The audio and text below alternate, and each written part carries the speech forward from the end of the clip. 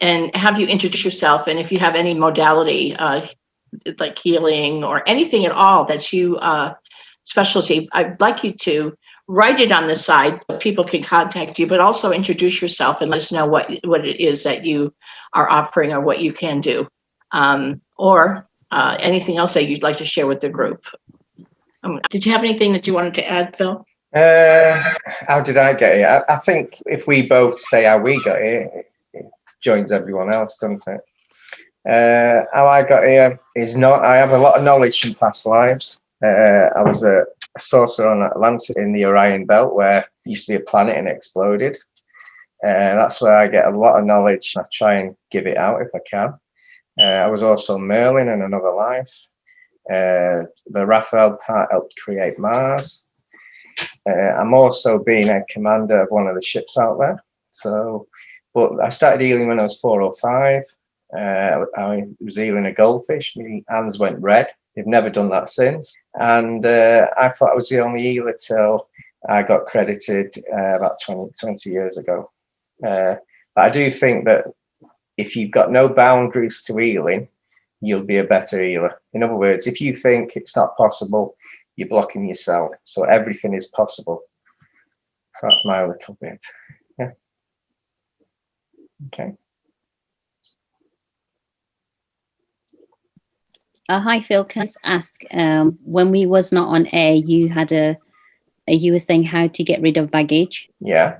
Maybe now we're recording, you can go over that again. What happens is, this isn't pre-planned, by the way. What happens is, a lot of times you heal someone, say, on the Monday, and they're fine on the Tuesday, they're fine on the Wednesday, and the Thursday, they'll start coming back.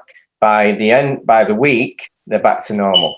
And this is because people have got either baggage they've got, or they've got life, their life needs changing. They've got a lot of negativity, and negativity goes to your weakest point. So if you've got a bad back, within a week, you'll have a bad back. So it's a changing point. The baggage part is you've got memories from the past and you haven't told anyone. You've created like a little inside, it's getting bigger. Any negativity in your world feeds it, and is the baggage of your life. And it's best to just release it. And if you don't like anyone, even if it's family, it's good to try and undo that part, because that creates baggage, and it also creates negativity, ailments. If you have negativity in your head and it goes overflow, it goes to your weakest point. Normally your bad back, your shoulder, your arthritis, it's to do with negativity. Has anyone got a question? No questions? I have one, Phil. It's Beth here. Hi, Beth. How you doing? Could you explain that a little bit better? Like, if you say you're in a family reunion and there's one sibling or family member that is irking you or bugging you, and of course you don't want to express it, you don't want to even feel it because this is family, right? What do you suggest? What's a good way to deal with that? How do you transmute that feeling, or change? Do you transform it? What do you do? I'll give you an example. Me and my daughter, my oldest daughter, are very similar, and we will not back down. So we will not back down. So we argue and it won't stop, and we dislike it. And whose fault is that? That's my fault. I'm a mentor. So I've ended up saying to her this year, look, I'm sorry for how I've been. I gave her a big hug. It's my fault. I should be the best. So the best way is to get friendly somehow, and don't have any animosity about negatives. Try and get friendly. Get rid of that, that problem as best as you can. If they obviously you're a lot younger, you're the one to show them as best as it can be done. I got my daughter crying in the car. She's 25 because I saw the light, but it's my fault because I'm a dad. I should back down.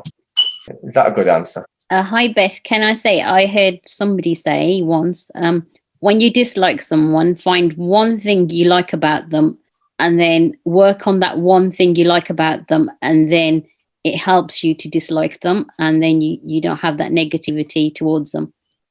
I'm not saying that is the fix, but I did read that somewhere on someone's video. So if you in a family circle and you find that person bugs you, but try to see that one nice thing that they've done or they've said to someone else, and then appreciate that, and then it sort of takes that feeling away, the negativity. Yeah. Yeah, I'm just saying that's one of my. No, that's not that. Both of those things are true. And that's almost the thing you have to remember. Like in moments where you're being irked, just stop and be nice. Let it go. Just let it go. Let it go. Be nice. There was somebody who was saying, I can't remember where I heard this, but they were saying how Jesus was a healer. His form of healing was he didn't do anything. He would just essentially see people in their most perfect divine state. And just by being in that sort of presence would heal the person. And I love that. I think I can't really define it exactly the way I learned it, but I love that concept. What I have found that when I don't like someone is whatever that characteristic is that I don't like is actually a reflection of me. There's something within me that is, that negative characteristic or whatever, that trait, and it's in me, and I'm the one who needs to deal with whatever that is, to understand it, release it, what have you. But that's kind of what happens with me when I find somebody that I don't like, which is unusual. I like people, but every once in a while, you get that person who just irks you. You're like, I've got a story about similar to that, where when I was very, very young, no one really gave me any love because they didn't know how to. It wasn't I had horrible parents, but their experience from when they were younger, they didn't have it because they were in a big family. But my sister, who's 7 years older, did. Now, I went through awakening and I saw myself having a bath when I was one with her in the Dells, and I realized she was the only one who gave me. So I phoned her and thanked her cry as well. I made her cry as well. I made everyone cry. But it's that sort of, sometimes it's experience of what your parents have had as well. And it's like you've got to be the one that says, hold on, no, can stop this cycle of negative. They didn't have love, and that's how they think. Go ahead, Kat. Go ahead, Kat. Unmute yourself, dear. There you are. Thank you very much. So this lockdown has been a period of massive reflection and shadow work for me. So my one person that's challenging for me, Shelley, is my sister. We're completely in total opposite. And I did some ancestral healing where it doesn't matter how you do it, you just do it. And I had to come to the understanding that the person she is my teacher, my biggest teacher, because she's showing me all the things. It's almost like what the way her life is, I wouldn't choose. I've witnessed it, if you like, what she's been. And in doing so, she's taught me what I don't want to be as much as I want to. And I've had to do exactly what Phil said, to find bits I like about her and try and heal that. And I've done a lot of transmuting, transforming it. But it's been a huge year for me. For 40 years more, we made complete and utter opposite decisions in who she was. But we are healing. It's a miracle, really, because I'm telling you, that would never have. But it must be something in me that I remember doing this ancestral healing and screaming at spirit, going, how can I forgive her? And I went, forgive her that. So it's stopping long enough to go, what is it that even if they're showing you what you don't want to be, it's as much to know what you want to be, who they are, as what you want to, and finding a middle, and almost thanking her, because her life has been so hard. There's no way I could have endured her life, but she's one of the few people I can't send away. A friend who is annoying you, I'll see you in a few weeks, but my sister, I can't. So I'm being forced to face that right up and close. And it's how you view it. My perspective on it has changed. Like you, Phil, your perspective has changed. So you can heal then. You're willing to hear it rather than fight it. Anyway, that's been certainly. Can I just say, thanks. Just jump in for a second. At soul level, before we took the avatar, the container, we were aware we were coming into a difficult experience. And sadly, our memory was wiped when we left the womb. And then the game started.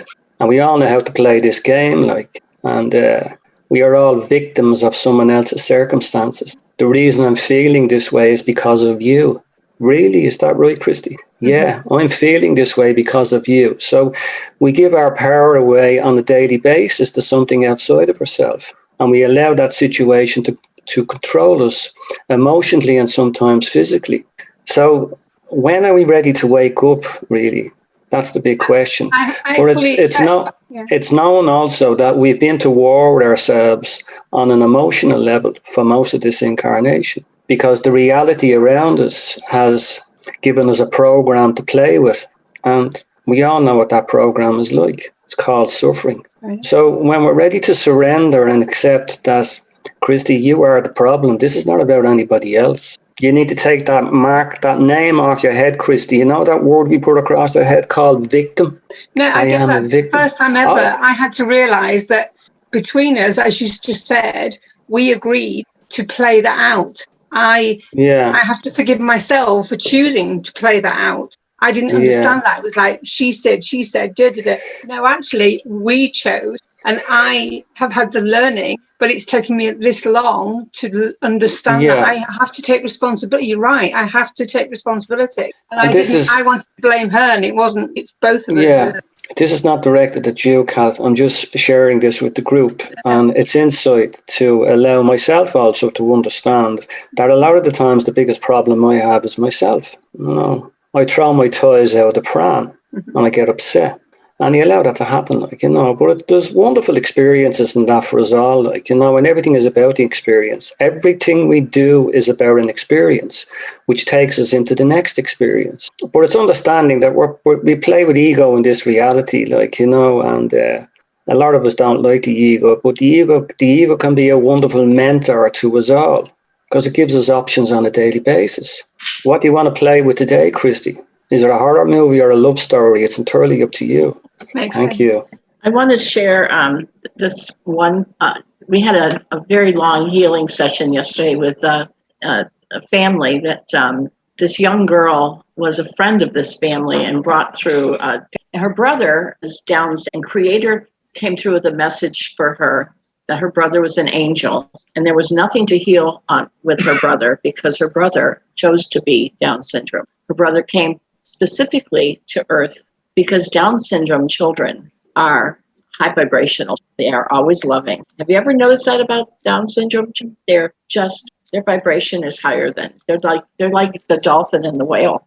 They're pure love. So I want you to realize that every time you see a Down syndrome child, they're probably an angel raising the vibration of this planet. Because Creator came through with this most beautiful message for this little young woman about her brother that just blew her away. I don't even remember everything because I get into this trance when I'm working, but I just remember that one part that he's an angel and he's a high vibrational angel, and he's here to hold the vibration of this planet, keep the vibration, and he's just like the dolphins. And I wanted to tell you this before I forgot, because once we get going, I'm going to forget this. But I never knew that about the Down syndrome. And he's telling me now that they're all angels. It's the same thing with autistic children as well. Autistic children are fifth dimensional children, so their vibration that's why they find this world very frustrating, because their vibration and they chose to come here. They're specifically keeping the vibration higher for us, because if they didn't, can you imagine what hell we'd be in now? But the speed at which they think, that's why they get frustrated, because it's like, why can't you grab it? It's so easy. It's like breathing in and out. Why can't you get it? So they get that, they vent, because they're like crazy people. It's so easy, but for that, because they're highly intelligent, but to cope on this density is way hard. So that's a wonderful thing to know that they're angels. Well, there's a lot of them. I mean, you're alone. I mean, in this group, we're not angels. They're wonderful healers. Our temperament, we'd never be an angel. But I did want to share. Okay. Do we have any questions, particularly on healing? Creator's saying to me, understand that all of you are healers, no matter, the modalities in introducing yourselves should nothing. All of you, everybody is our healer. Everybody can channel. Everybody will be telepathically able to speak to, the angels and your guides. All of these things are opening up for you. The energies that are hitting the earth are going to get stronger and stronger, and they're coming there. As we raise our vibration, they're lowering their vibration. We're going to be joining them soon. And of course, they say soon because they have no flashing messages about joining. They're lowering, and we're raising our vibration so that we meet up soon. So if they say soon, of course, they have no time like we, no? Okay. Yeah, we're fine. So that's exciting, but I mean, soon to them could be 5 years from. Do you have questions? I think this month is going to be particularly strong. Up until, is it the 9th of September is going to be quite significant. And again, at the end of September, it's going to be significant. So I think there is actually, you say 5 years, I know you're joking, but I think I am joking. I don't think it's no, I know you are. So what I'm saying is I think September to December will be quite, not a volatile, but a very big change. Would you agree with that, Phil or Marlene? Are we going through it? Yeah. Shall I get now? Now we're not getting many questions, so I'll give you a little tip. Some extras. When you're healing a patient, a lot of people either do pranic, which is their own energy, their own or they'll do earth energy. Look around the box, see what we've got. The burn can channel moonlight and water. The burn, or 4/8 is for emotion, and then the higher they go, the more it is. So look around the box. You can either channel a certain energy, or you can channel it to the area. If you want to fix a bone, it's about 1100 hertz. It's dead on where the crack is. So break and melt the bone. And if you think it can't be done, any questions? Yes, Celia wants to, not on that. This is a new question since there aren't any questions for that. Celia wants to know, she wants to be a healer. And since we are inherently healers, we just need to know and ask for guidance. But is this what God or Source wants me to do eventually, or is this a preparation for something else? And Celia, it's what finds your joy. You're the one that would like to be a healer. You want to go back to your home country and heal. And that's what the Creator's saying to me is, this is your joy. This is what you want to do. It's not what He wants. It's what you want. And that's what He wants for you. Yes, that's what He wants for you. It's not what He wants. If this is what you would like to do, then that's He wants you. He doesn't control you. You would whatever you would like, whatever would find your. Thank you. So what you need what your guides are there for you to ask help. They can't do things unless you ask them. So if you want to go back to Philippines and help your home country, let your guides know. They can't help you unless you ask. Put them to work. Okay. Everybody, put your guides to work. Okay. I will. I want to go home. Yep. Tell them. Okay. You need the capabilities of going home. You put them to work. Perfect. Thank you. I have another question unless there's someone else who has something. Okay, thank you. So probably a year, no, longer than that, a year and a half, 2 years ago, I found out that I was a fractal. And at the time, I didn't know how to take that. Like, it's a gift, but I didn't know what to do with that. And I believe that I'm ready to kind of move forward with that, if that's part of my path. Might be, might not be, but I'm interested finding out more about that. How would I go about doing? Who's answering? Meditation. The one thing that I do say, I've been Raphael, I've been a sorcerer on Atlantis, I've been Merlin, but I'm Philip here, and that's who I am. So I can use these as tools and they help Philip here, but I'm not tagging it or labeling it that big. It's good for the knowledge. So the best way is probably meditate and see what that factor can help Rhonda. Great. Thank you. Rhonda. May I add something? With that? Deb, may I ask space in? Sorry. Go ahead. Rick was just scanning Rhonda. I just wanted to see Oh, okay. what comes up for her. Okay, go ahead, Don. Don, go ahead. Sorry. Okay.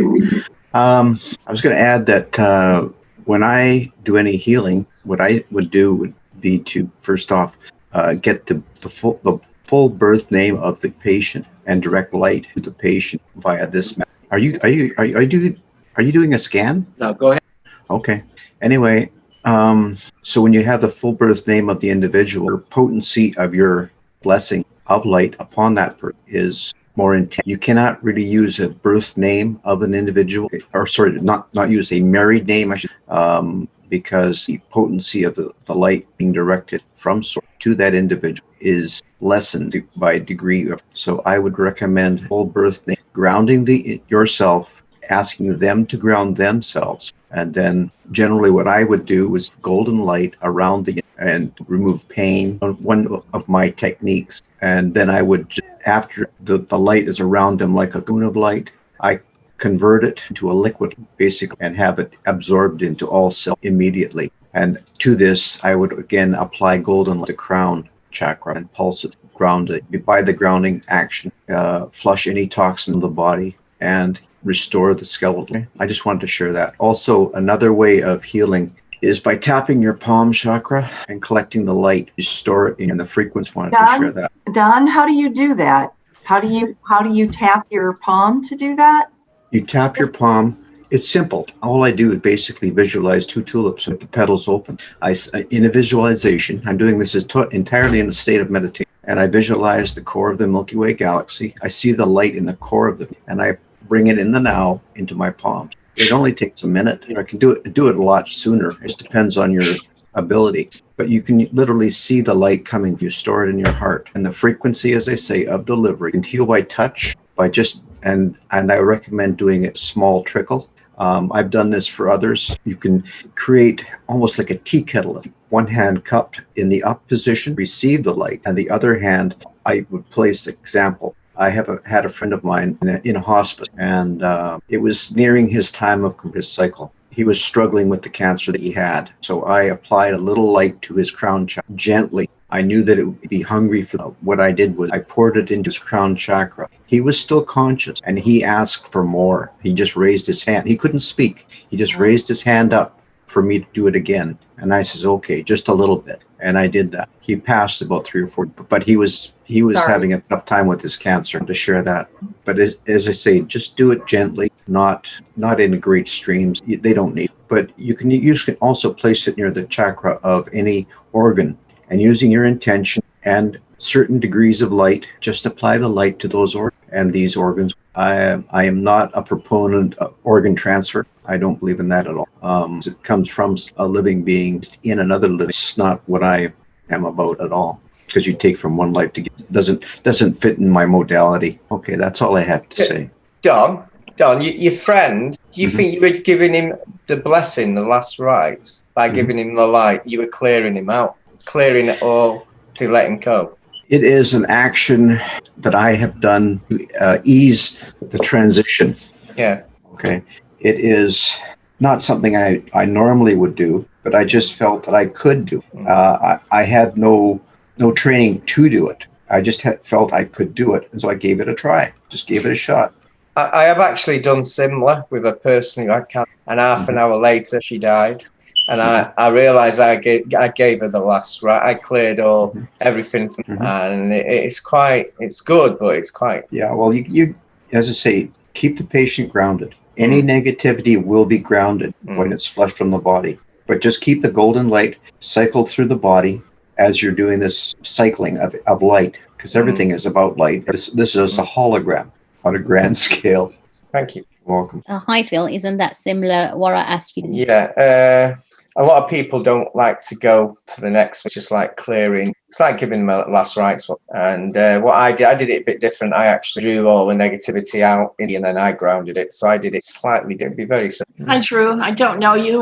Can you introduce yourself and give us a little bit of your modalities background? Because I noticed that you had said that you've done group healings fairly often. Hello. Can everybody hear me? All right. This is my first Zoom meeting. Yeah, I've been doing healing I'm 36 this year. I've been doing healing since I was about 28, since I had my first awakening experience. I was, I guess, kind of spurred on to awakening by a member of my community, and he kind of taught me some ropes. And then as I've moved to a different town, using some of his techniques and a lot of my own intuition along the way, recognize Yahweh as my creator source. And when I've been doing, I wanted to talk about the group healings I've done and how they've been helpful or not as helpful. It seems like the more people that you have, the harder it is to maintain your control on intention. And so it can get a little bit not really out of control, but less focused. And then I've also I like doing healings where maybe I'm on the head inputting the light and shedding the negativity out and repairing things along the way. And then when I have a fellow healer on the feet grounding it out, that's always seemed to be a very, very helpful scenario where each person gets to focus on everything, but they're working together. Where if I do it by myself and I'm starting at the crown and I'm focused on healing and grounding, bringing in the light and getting rid of the negativity, where when I add another person in there, it seems like I'm able to get more focused and deeper into the healing itself, rather than the grounding or some of the more extraneous things that can be focused on by somebody else involved in it. So yeah, that's what I had. Because Rick, my husband, is connected to Source. Yeah, the white light actually came to him and healed him. Diabetes, heart disease, different age-related issues that he had older, and gave him the ability to heal people. He can walk through a room full of people and all he sees is world healing energy in the whole room. Inadvertently, he's healing people, trying. So that happens to him a lot. So it just happens because he's connected. And when we are actually doing sessions, he just has to scan a person. We have to see their energy physically in Zoom or a photograph. He scans the picture and I actually get the download, see the inside of their body, see what Source is doing. So it's like a colored movie. And then he'll bring their past life trauma, any traumas that are causing future. Their past lives are affecting this incarnation. Their past incarnation, if they're the angelic realm, things like that. So that's what has happened. So we're a partner. That's very cool. Yeah, I love to see that happen. Yeah. So it's like a movie playing in my head. How neat. And then I channel, and if somebody comes, I'll see. We also do it. We could see attachment or thought form, things like that if they're affecting the body. The only thing we had a sneaky one. That's why I brought Phil in one time. Attachment after the body. As we scanned the body, it left the body and then jumped back in. So I had to bring Phil. It was a pretty bad one because I can't see that. So Phil helps me with those. Yes, the first. I would call it, I've done two exorcisms. And the first one I did, I guess if that's what you call it, but the first one that I did, I got the off of the person, but then I didn't, I was doing this all by intuition. So I didn't send it through the light. And I found out later that's, the part I missed was moving it through to the other realm to be healed itself. And so on my next exorcism that I did it in tandem with two other guys, and we did a large big blessing prayer for ourselves in this house, laid hands on her, and I could literally see this energy come out of the solar plexus, and then I sent it through the light, and that time it worked great. It wasn't hanging around bothering anymore. All the gut problems, quite amazing. But the first time it was she was looking in a mirror and this black orb was badgering her on her head, so I've done pretty much thing by intuition and learned along the way. Thankfully, I've learned from. Yeah.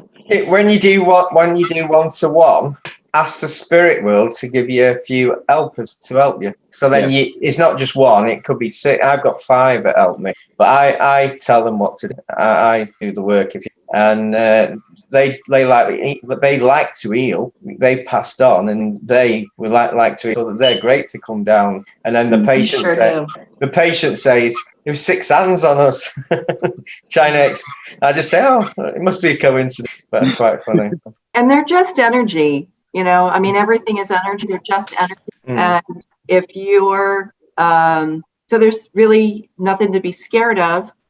Regardless if it's an entity or, a possession or attachment, a wayward, it doesn't matter. It's just energy. And they like to play around. They like to play with you. And so I have, if you just, respect energy and, time for you to go. Sometimes they're a little bit difficult. But I usually Archangel Michael, Raphael, whatever happens. I've done a couple for people and actually myself as well. And so I've been got it going on, got it going up. So I can add something to that. I was going to call on you anyway. So if you can, after you're done, can you let everybody know who you are and what you do? I'll start with that. I'm here because I don't really even know if I'm a healer. what I am a facilitator. Moniker better. I like that label, like a facilitator or a guide. I use what do we call it? The hypnosis, regressive hypnotherapy, the way of helping people directly. I try to be what we were speaking earlier.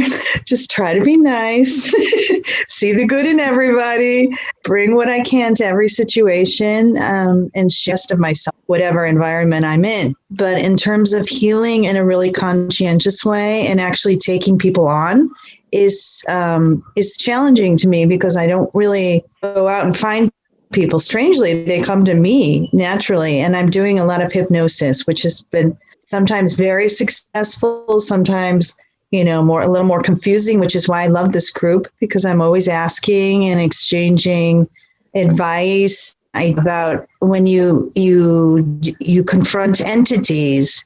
This is where I get shaken because I do tend to doubt myself a lot. So thank God I have a really good spiritual team, where I'm constantly checking in. Is this right? Is this not right? What's going on? And I use muscle testing. And muscle testing is a form of like saying yes or no with your fingers. I don't know if everybody's familiar with it. I use this system. And over the years, it's become for healing, for dealing with my own doubts and getting in touch with my intuition. And I've had experiences, Drew, where I couldn't get rid of entities. And it really kind of rattled me because I wasn't sure what that meant, if I did something wrong. And the end result was my lesson was to learn that sometimes it's not ready to go, and then there's more work to be done. And to accept pretty much every circumstance. And of course, when you guys talk about really evil entities and the scary ones, like you just said, Deb, where you called on Phil, yeah, there's that happens. And there's moments where, you do have to call on the big guns. And one trick, this is a beautiful thing I learned from another healer, is when often I'm dealing with a negative entity or just a being who does not want to leave the person I'm dealing with, like an attachment that's really sticky. A friend of mine suggested, or I watched her, and I copy her now, where she called upon the angelic chorus. And she asked them to sing. And it's amazing when you call this on. And of course, I use my imagination. I can't always really literally hear the angelic song, but I can imagine. And it's almost physical. I've seen clients of mine, you can almost see this like awakening, this like just heard something. And it's beautiful. So I'm passing that on to call on the angelic song, the angelic chorus, to help you in moments where you're a little bit stuck or you need a little extra help. Okay. That's perfect. Deb, shall I tell them about my grounding and healing technique with the Atlantis? What do you think? HALO? The HALO technique? The HALO. For 10, 20 years, I used to have a cylindrical crystal above my head, and someone said that's an HALO for grounding. And what happens, it's a white light that goes above your head.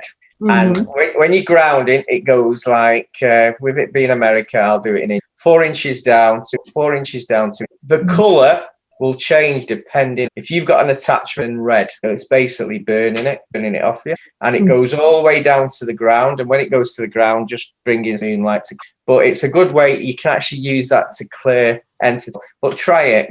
A lot of people said it worked really well, and I used this. This even got rid of a demonic attack on. So it's like a circle, like above your halo. And it's in white, it's bright white. It can change to yellow if you need calming down. It can change to blue angelic, but it goes to 4 inches down, 2 inches, and you got to do it by visualization. If you can't visualize, do it by intent, and and you can actually do it in healing. You can, if your patient's got anything, try the halo effect. And okay. It's a quick way. You don't have to like clear anything. It will clear it. How long does that take you, Phil? About not a lot. Okay. Yeah. But you do see the change. If you're good at visualization, when I saw it red first time, what does that mean? And I was told is you had because I had a demonic attachment. So I'm glad it left it on there because I was taught exactly what it was. So I only thought it was white or yellow. I didn't know. So I just thought I'd give you that. But try it anyway. It's a wonderful. Instead of grounding, we're using the tree and all the negative roots. It's a better. It's very hard to actually pin down because attachments try and click. So Okay. Thank you, Phil. That's a good one. I have tried it. I love that one. Yeah. And I have I have some. I just want to put this out there with the group because if any, I don't know really. Well, it's not anybody that has asked me to help them. It's a sister-in-law who I recently returned home to the United States, and so I'm going to dinners with my family, and I'm getting all together and having all these beautiful reunions.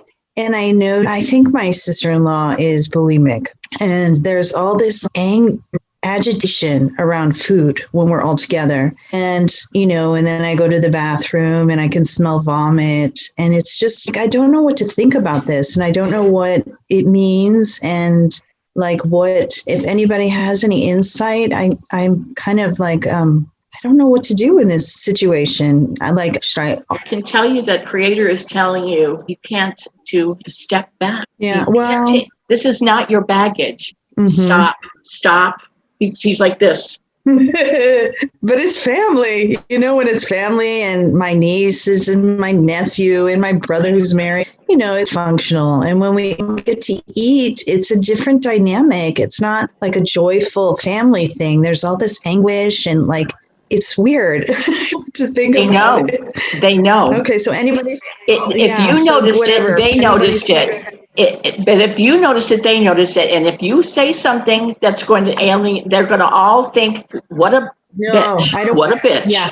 How dare she come home? How dare she come home and start criticizing our child? Put some music. No, it's not the child. It's my sister-in-law. This is okay. How dare she come home and criticize my sister-in-law? That's exactly. They're all going to point. It's going to be your fault. Yeah, you need to just be neutral and stay back. Okay. You have to be neutral in this. They know. They have to handle this. You have to just all right and be very happy. I'm so happy with you. Yeah. Give them love. Send her love and healing. That's what you do from afar. You cannot do this. As soon as you start in your nose you can't control them. That's not your job. Okay. That's good advice, Deb. I appreciate that. It's not coming from me. Well, whatever from source. Thank you. It's from Creator. Yeah, as soon as you do that, they're going to come after you. We do this as women. I think it's our job because you have been away. Do you understand? Oh, I'm going to heal them. I'm spiritual. I know what I'm doing. I'm awake. Let me heal you. No, they know what's going on with her. All you're going to do is we have to try and do this from afar. We're not God. We are God. They don't, but they're going to think you are wrong. You're divisive when you don't heal people without permission. Well, yeah. If she comes to you and says, okay. And in that case, what do I do? Has anybody had experience with this? If I am asked to help? Well, it's awake and healing, the type of who's somebody you trust. Okay, that's good. Good advice.